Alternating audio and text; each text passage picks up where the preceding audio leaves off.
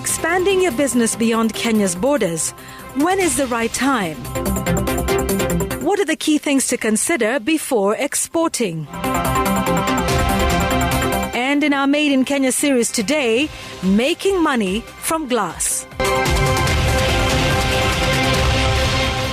And what a show we have for you, talking about taking your business beyond Kenya's borders. Now, we all know succeeding in business within Kenya is one thing, but taking one's business beyond Kenya's borders is definitely something most businesses would aspire to. But just what does it take to begin exporting one's goods and services? Where do you begin? Which agency do you reach out to? How about financing and foreign regulatory authorities? What are the do's and don'ts? And most importantly, when is the right time to do so?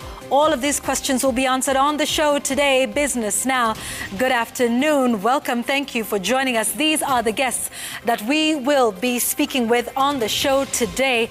Very pleased on the program to have Winnie Wandemi, who's a CEO and founder of Whimsy Dairy. She'll be talking to us about what she's considering and the new markets she's thinking of going into and some of the lessons she's learned from a recent Kenya DRC trade mission. Also on the show this afternoon, Dr. James Mwangi, the Managing Director and CEO of Equity Group, be asking about what a business should think about when going outside of Kenya's borders, amongst so much more.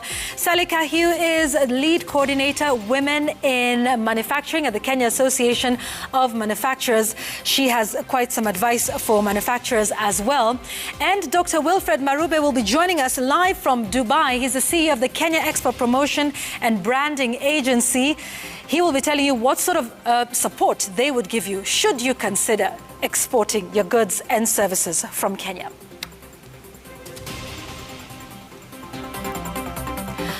All right, so my guests are all here and we are prepared for that conversation, and we urge you to speak with us as well. The hashtag is Business Now at Citizen TV Kenya, at Yvonne Okwara. I'm looking forward to any feedback you've got or any of the questions you have if you are a business owner and you are thinking of expanding outside Kenya's borders. There's lots of opportunities present. We will answer all your questions this afternoon. But first, let's get into our news of the day. And we'd like to begin with the SACCO Society's Regulatory Authority that today held a stakeholders forum to get views on the proposed levy for non-deposit taking SACCOs. They'll also highlight a detailed appraisal of the potential impact of the proposed levy order on the SACCOs and their members. Now, the new levy requires new SACCOs to start paying an annual levy of 0.165% on their total deposits so as to fund the regulator's operations.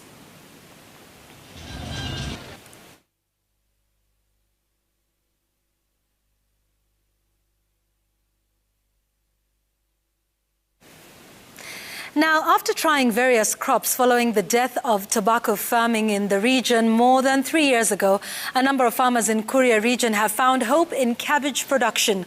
The farmers said the return on investment from cabbage is higher than that of tobacco, even though there are a few challenges, including inadequate extension officers.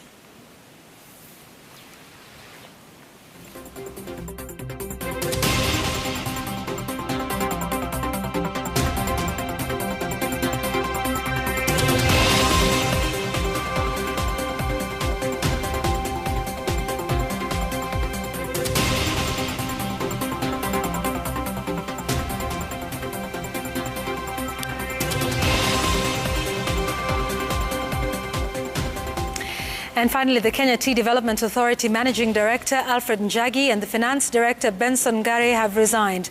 This follows their suspension last year following a probe by the new board and management team over corruption allegations that the state says has led to low tea prices. Now, this brings to 3 the total number of resignations of members of previous management.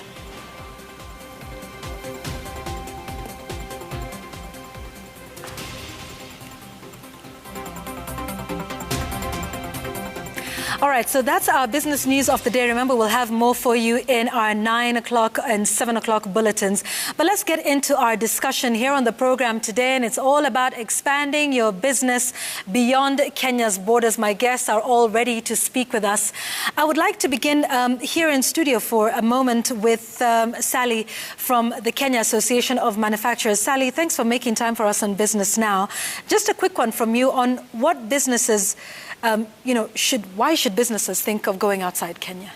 Very many reasons. I'll start with the most obvious one, that we are opening what would be the largest market in the world, which is the AfCFTA, the Africa Continental Free Trade Area. And it's going to open up so many opportunities for things that we didn't even imagine, for emerging sectors that came out during COVID. I know a lot of things suffered during COVID, but also there were emerging opportunities that came out that gave incentive for people to continue to produce, to look internally for solutions. So all of these things are going to be part of the AfCFTA market. And as the AfCFTA opens up, the regional markets are also looking at what they can do to facilitate ease of their member states into the AfCFTA. So there's many reasons why everybody should start looking outwards, also for the growth of our own country, for the growth of your business, and to be able to play on a global platform. So and we have several businesses that have exploited, even for a start, regional markets within the EAC? Absolutely. We have very many businesses, most of them the large and the medium businesses. We are beginning to see the onset of small businesses going into the regional markets especially, which is a great thing, and they're working with different partners across the country to do that. I think there's also a shyness from a lot of small businesses thinking, can I really do this? And I suppose this is why we are having this conversation, is to encourage them and tell them, guys are actually doing this. Yeah. Markets are opening up for you. You saw Samia Suluhu, Her Excellency. Right. She was here and she was saying, we are open for business. So I think we should take advantage of all these opportunities to learn and to expand our thinking into market access outside of Kenya. And you mentioned many of them being shy and wondering, am I ready? Am I big enough? Am I successful enough? And we have a businesswoman here. We'll be speaking to her in a moment. Winnie will be telling us about what her thoughts are and her plans for expanding beyond Kenya's borders into other countries in the region. But we're also joined live here on Business Now by Dr. James Mwangi, the Managing Director and CEO of Equity Group. Dr. Mwangi, it's good to speak to you again. Thank you for making time for us. So tell us this. Equity Bank itself is present in about 6 markets. But tell us from your perspective then, and from that experience, why businesses should think of expanding outside Kenya. Thank you very much for having me. I think it starts with the realization that a business can never be bigger than its market. So when we talk about Kenyan businesses, the Kenyan market is of 57 million people. So that determines the upper limit or the ceiling to which our Kenyan businesses can grow. But when you look at Equity in 6 markets and a rep office in the 7th country, it has entered a market of 380 million people. And so Equity then can grow to the size of that market. That becomes the new ceiling for the growth that the business can grow. And when you look at what has happened to Equity over the last 2 years, Equity have utilized the regional market to spearhead itself to become the largest bank in Kenya and to become the largest bank in East and Central Africa, simply because it's having a larger market. So that is what I see as the motivation and inspiration of seeking a regional market. Tell us about the sectors of the economy from your experience, and I know you deal with several Kenyan businesses who are based in the various 6 markets that you are present in. Which sectors are most popular and why from your experience, and which ones should SMEs be looking at to venture outside the country? In the East African region, Kenya happens to be the largest economy, the most advanced economy, and the most competitive economy. What it means is that by going to the region, the successful Kenyan businesses will be much more competitive than the businesses in those markets, and so can acquire those markets very easily. Today, Equity is the second largest bank in DRC, and I guess the second largest bank in Rwanda, and the fifth largest bank in Uganda. So you can see, because we are coming from a fairly advanced, highly competitive market, when we go to less competitive market, we can grow exponentially in a very fast pace. That's one. The second one is that let's take DRC for instance. It's the first time that DRC is joining the East African community.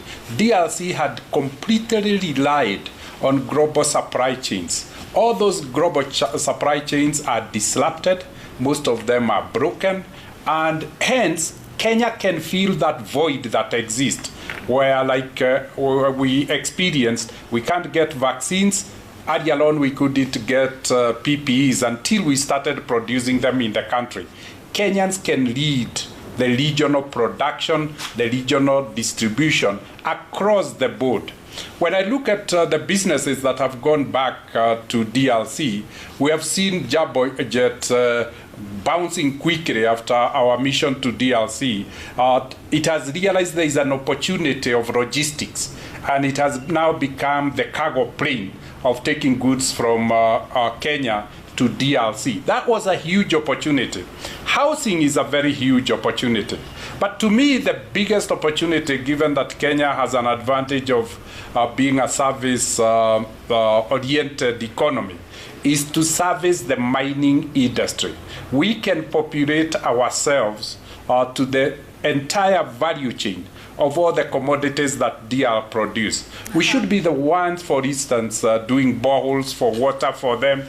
We should be the one doing hospitality for the entire mining industry. We should be the one taking spare parts to the mining industry in DRC. Yeah. Using the logistic base of Mombasa port, we should be the one servicing all the mining industries with fuel and all the other energy requirements that DRC require. That shows the strength.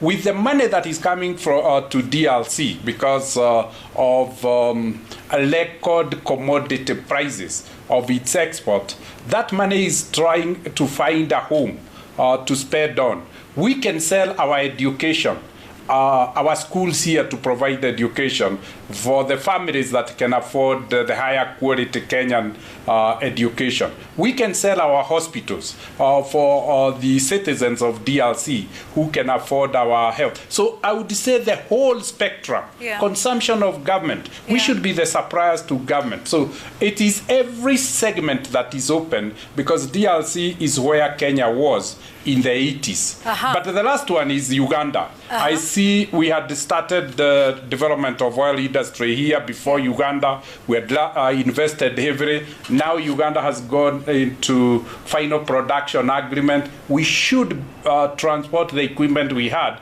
and be the low-cost content provider in Uganda. That is what Equity should be able to enable, because it's in all those markets. I see.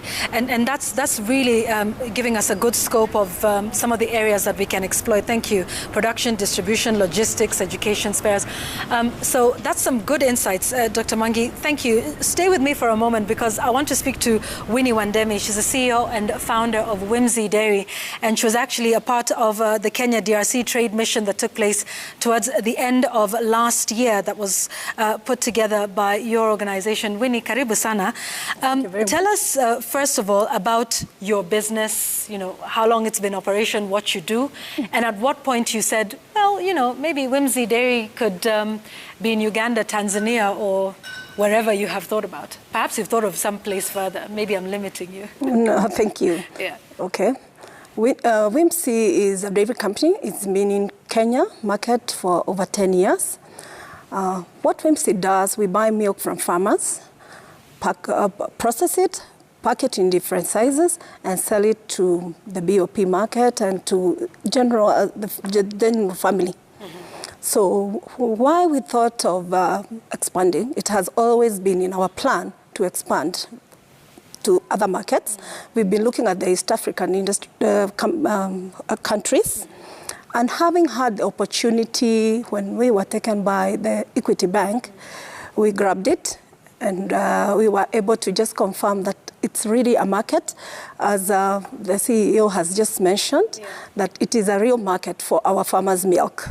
Tell me a little bit more about that experience. You know, what did you see? What did you learn from that? And how do you plan to then use that? When we went to DRC, we found there are many opportunities, not even in dairy, but for the dairy and agri, we found that in DRC, they did not have milk, so most of their milk is imported. And being part of that trade mission, we were able to do a research and find out that we can also participate in that and also be part of the people who are exporting there, and our farmers' milk will get a market. Yes. Okay. Yeah. We'll come back and talk about what your plans are now that you've gone and you've established a market on that in just a moment. So we've, I think, established on the show the need to do that, what the opportunities are. But what would be your first port of call if you are a business owner?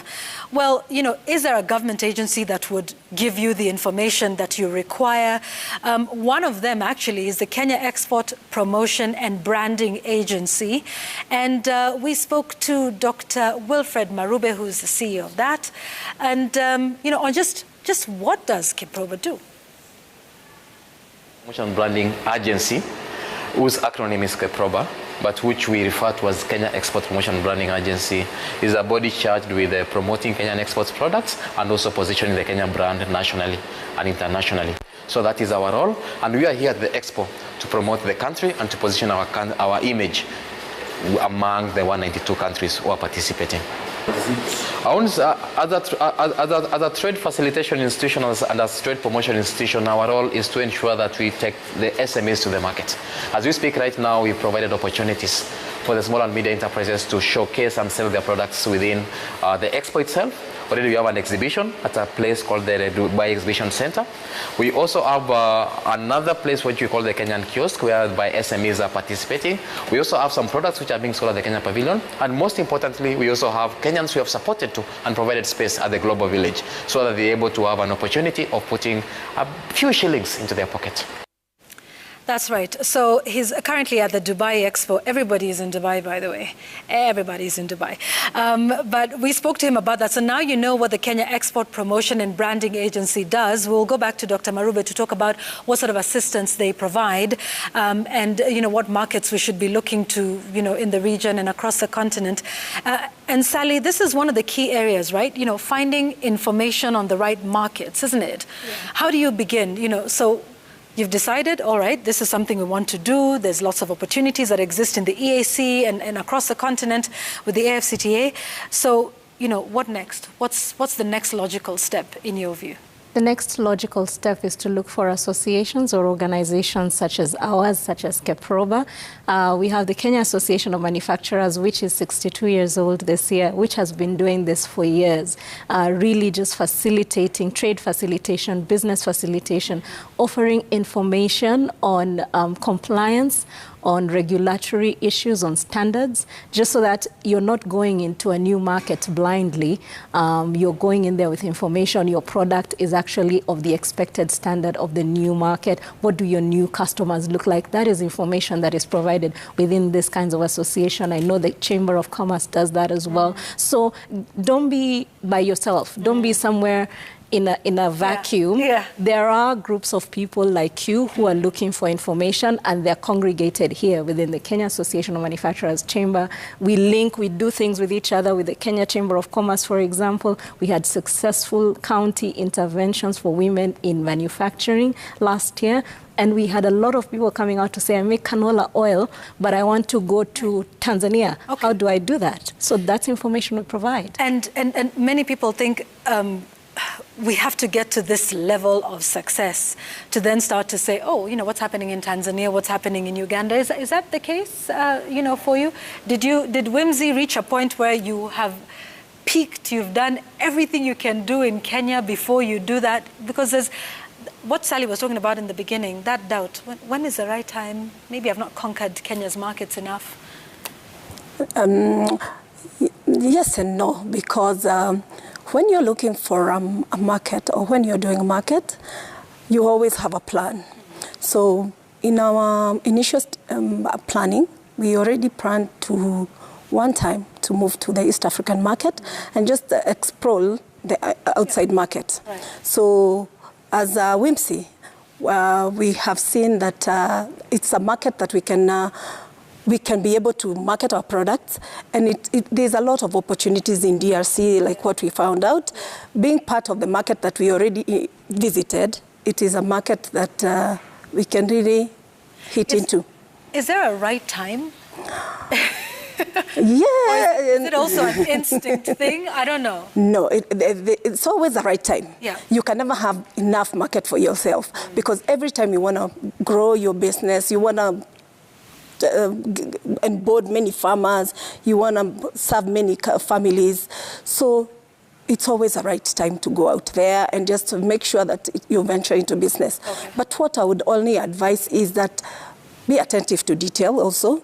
Do a research and also find out, are you taking a product that is going to be accepted there? Yes. Yeah. So it's always a right time. No, you're right. And, Yes. and, you know, doing your research and finding out information, and like we've heard from Sally, there's many organizations that are providing that. We'll go back to Dr. Marube in a moment to find out about what sort of assistance is available from the Kenya Export Promotion and Branding Agency. But I'd like us to go back to Dr. James Mwangi for a moment, if he can just talk to us about, so Dr. Mwangi, you've talked to us about why we should think about going outside Kenya. You've even told us about the opportunities that exist, not just in DRC, but in the region. So tell us now, what are the key things to consider? I mean, you know, there's financing, that's one. You're moving into another country with different laws, different trade regulations. So now that somebody has made the decision that they're going to try and explore other markets, what are some of the things that they should think through and pay attention to? Thank you very much. I think the first one is competitiveness. As everybody has talked about, know your product. We'll only be able to acquire other markets if we are more competitive than those markets. Our sustainability and long-term growth of a company is dependent on its competitiveness. So by benchmarking ourselves with the region, then we are improving our competitive, saying we are not only competitive in Kenya, but we are now competitive in the region. But competitiveness is not purely about a product. So there are other things that we should all consider. And the first one is policy environment. And for that reason, because the policy environment is created by government, that is why you should engage government. In our trade mission to DRC, we ensured we went with the Kenya government ministers, principal secretaries, and we were hosted by ministers, governors in DRC, so that they could unlock our trading environment. Prior to this mission, the president of Kenya had gone in April to DRC and signed a trade agreement. This has now culminated in a market-wide policy shift where DRC have chosen to harmonize its physical, monetary, and industrialization policies with the East African countries, suggesting that we will now almost be operating like we are operating in the same country in an entire region. So policy is very important. When the Kenya government realized there may be bottlenecks, what it did was to set a consulate both in Goma and Lubumbashi to ensure that bottlenecks are resolved and open, and that there are no border challenges and they could be handled. That again is very, very critical. The second one is partnership.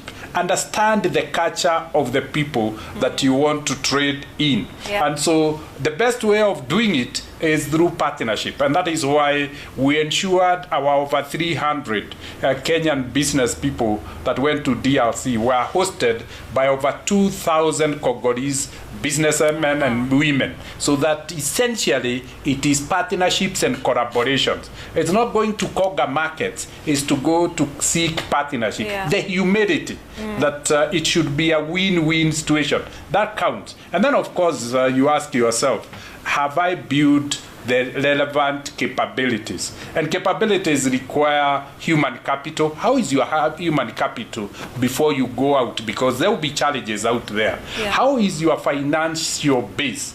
Do you have the right capital? Do you have the right cash flows? And lastly, like everybody has said, do you understand the market? Because it is the understanding that we try to match.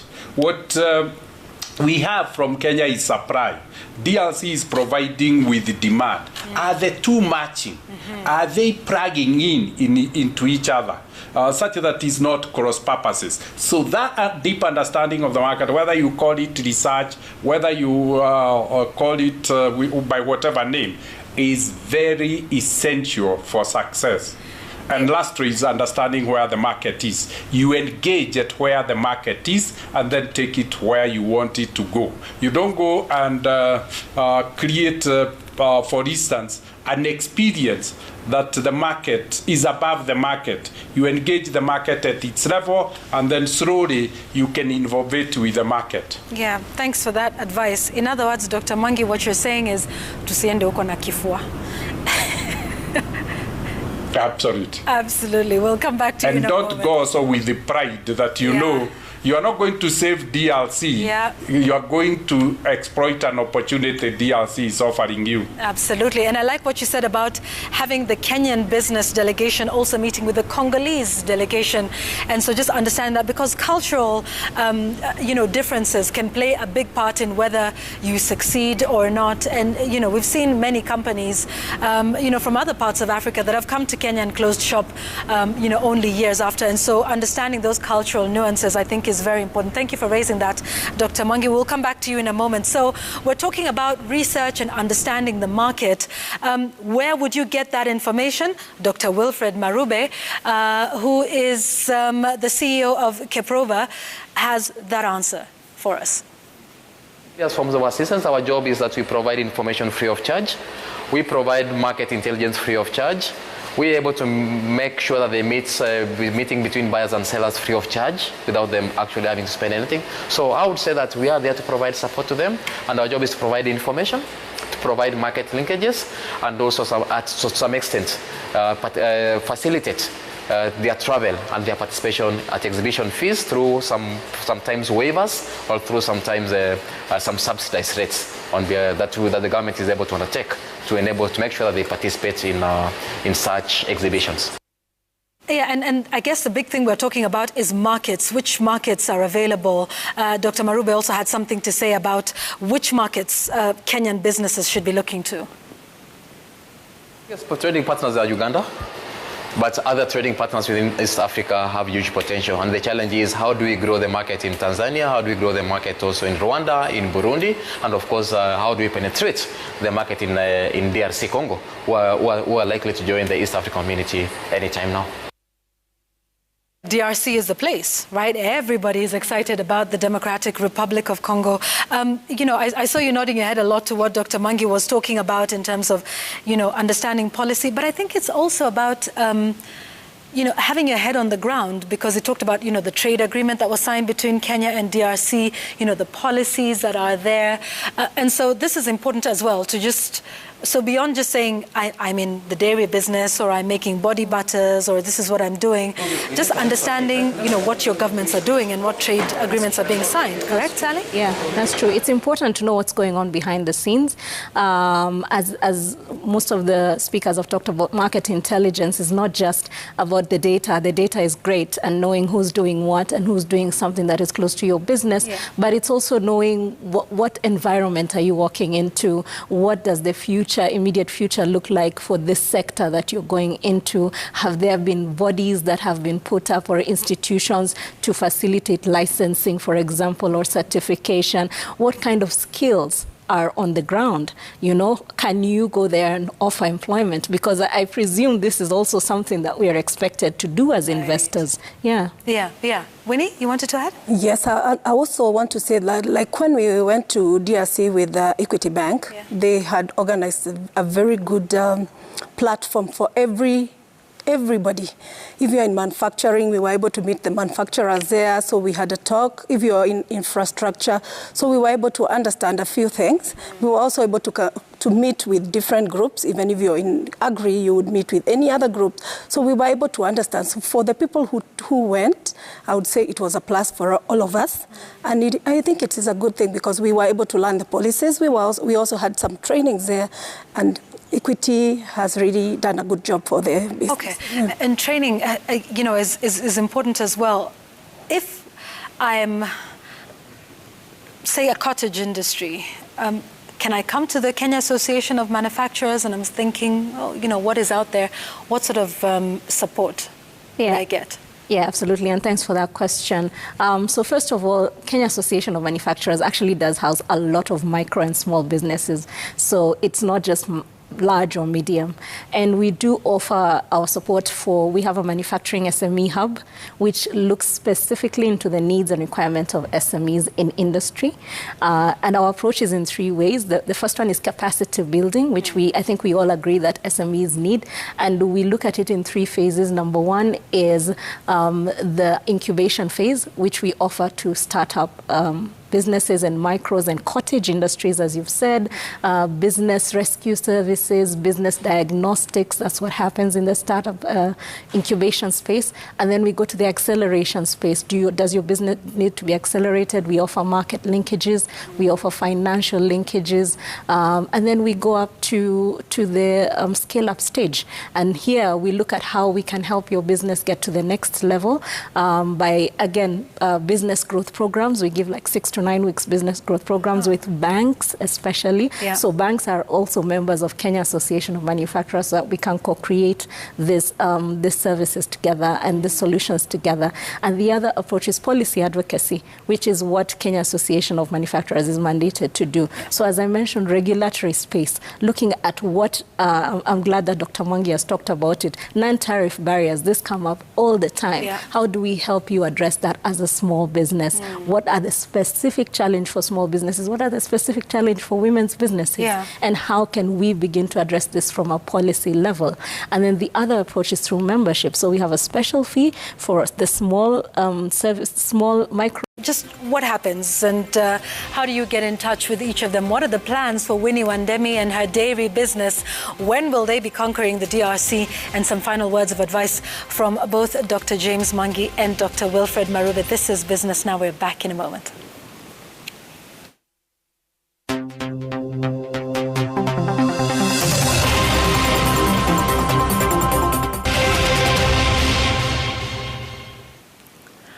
All right, so I'm checking your feedback. A few questions on that. Welcome back. This is Business Now. We're talking about expanding your business beyond Kenya's borders.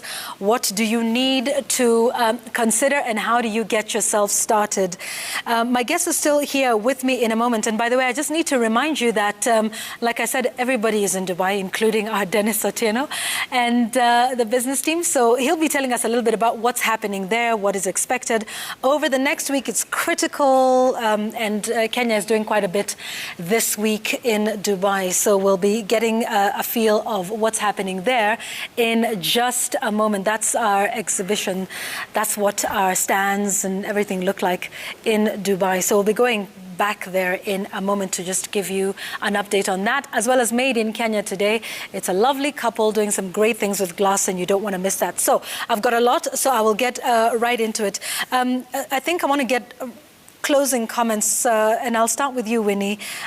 So you went to the DRC, you explored opportunities, you in fact established that there is opportunity and there is market for your products as Whimsy Dairy. So what's next? Are you now going to go for it? Yes, we are going for it. We are in strategy planning, and very soon we are going for it. So we'll see Whimsy Dairy somewhere. Yes, you will see with the Whimsy products there. Right. We know we have a backing of Equity Bank. Yeah. So very soon you're seeing our products there. Yes. Your advice to businesses that want to do this and want to go out there? And even just in general about running a business, 13 years, right? Yes. Whimsy Dairy has been in operation. That's no mean feat. So just your general advice, and maybe to others who might be thinking of, this is something we want to try and consider. Yes, what I would tell them is that it is always the right time to consider moving out, just to take opportunities as they come, and also to look for more opportunities. So I would advise that businesses also check their competition, know whatever they want to get there out there, and also be able to plan and be able to align their products with the markets that they want to go to. Yeah. Yes, so it's always good to just know what are you taking there. Are people there interested with the product that you're doing? Yeah. It's also good to know your competition. And it's good to align to the government policies of a place. Yeah. Yeah, so that's very important. Yes. That last point you mentioned could be the make or break. Yes. You could go in there even if you've done your market analysis and everything, but if the government, you're not in line with the government policy and regulation, it's one strike from the government and that's it. Yes, and also being attentive to detail. Yeah. Yes, just know, like in DRC, they are French-speaking country, so also know how are you going to brand the product? Are you going to put it in English? Are you going to put it in French? So it's good to be attentive to detail so that you're able to communicate to the people that you're going to sell to. Very key. Yes. And they also speak Swahili. They do. Yes. Quite a bit. So like you said, yes, that's such an important point. Thank you for that. Winnie. Sally, your closing thoughts? I just wanted to touch on intellectual property rights, and I know that is something that Winnie can also speak to as a business. I think a lot of SMEs are not really appraised on intellectual property rights. How do this work? When you're going into a new market, when you're expanding new routes, when you're expanding into new territory, you need to start thinking about your intellectual property rights, patenting, so that it's possible for you to continue doing business successfully. And that is also something that, as an association, KEPROBA can also assist in terms of just getting to know the basics.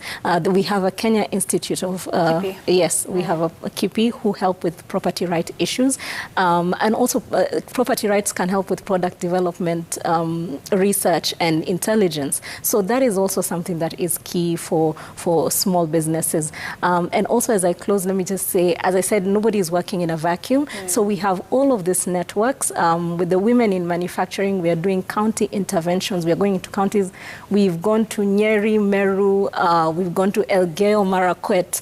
And sometimes, as you say, when you talk about these issues, people think, I don't even know what trade financing is. How do I begin? But for CAM, we also offer like services for whatever level your business is. So we can start from bookkeeping.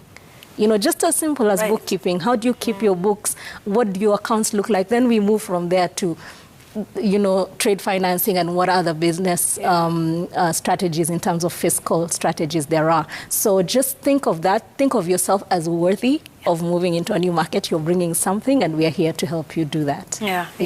That's really where I want to pick up from now with, before we get to Dr. James Mwangi, because I want him to have the final word. So we've heard from the Kenya Association of Manufacturers and the sort of support that they provide. But we've heard now that, the Kenya Export Promotion and Branding Agency also does the same. So how do you get in touch? And what's the way forward with KEPROBA? Information. We provide market linkages. We organize business-to-business engagements and meetings. Our role is there to support them. Let them reach out to us through our website, Kenya Export Promotion and Branding Agency, and we'll be there to facilitate everything. So that's another port of call that you have available to you.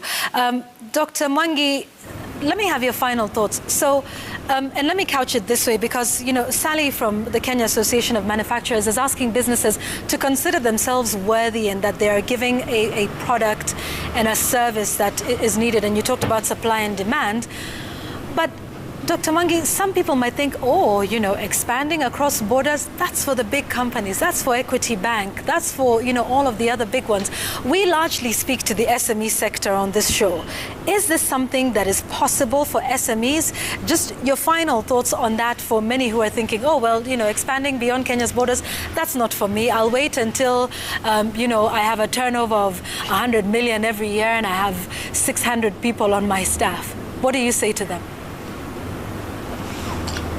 Yvonne, thank you for this challenge. I want to remind Kenyans listening to us that 30 years ago, we were technically insolvent. 20 years ago, we were a microfinance institution. Today, Kenyans have supported us to become a 1.3 trillion shilling business. And if you look, Kenya is only contributing 750 billion. The rest has come from the region to make it up to 1.3 trillion. It could have been difficult, and it could have be taken as another 10 years to build that kind of business in Kenya. But we chose to go to a bigger market. We chose to as a fish, to move from water in a sufuria, and decided to go and, as a fish, live in the ocean. The ocean is massive. And in the process, it allowed us to grow in size. That is true of every business. The issue is not the size of the business. The issue is the competitiveness of the business. As long as your product and service is competitive, and I want to remind the Kenyans, our aspiration under Vision 2030 is to be globally competitive. Before we become globally competitive, let's become regionally competitive, benchmark ourselves in the region. That then opens the next challenge, which is then to start globalizing our brands. These things are possible. Nobody could have expected a bank in Kenya, given the size of our region, to now become the 5th best financial brand on earth, or in the world, or globally. But we dared to dream big, we dared to be bold, we dared to be courageous, and essentially the result came. The good thing to the Kenyans is, I want to give them an assurance that in the past we have been supporting orphans to go to school. We have been supporting peasant farmers to become agribusinesses. We are now of the size that we want to support Kenyans to become industrialists. And becoming industrialists is by conquering markets. To take the 300 business people to DRC, while they paid for their fare and hotels, we paid all the logistics at a cost of 300 million. That is the commitment we want to give to the Kenyans, that we shall hold them. We have retained the 300 business persons in our website group, and we keep on sharing and answering their questions. Tomorrow we have called rating agencies worldwide to ask them, why did you upgrade DRC from a triple C to a B investment grade? And Moody's will be answering that question. And that is the kind of information Equity will be able to facilitate. Bring the world to the Kenyans. We see Kisumu becoming the regional Great Lakes industrial hub. And we are going to invest for those who want to distribute the goods with the waterways of the lake. We see Mombasa and Nairobi as the logistics center. And we will really support those who want to build the finance hub for the entire region. We see Laikipia, Nakuru, Eldoret, and Kericho as agro-processing centers that deliver processed agricultural produce to the entire region. And in the process, Kenya will de-industrialize, the region will de-industrialize. We have a window of opportunity, Yvonne. Yeah. Because the global supply chain are broken. There is a void we can occupy. And I thank COVID as a crisis, because we have turned it into a good crisis that can help us to industrialize. By industrializing, we will create jobs for our young people. By industrializing, we will create wealth that will propel us now to move from being regional to global brands, where Equity is now headed. Absolutely. So to me, it's an issue of courage.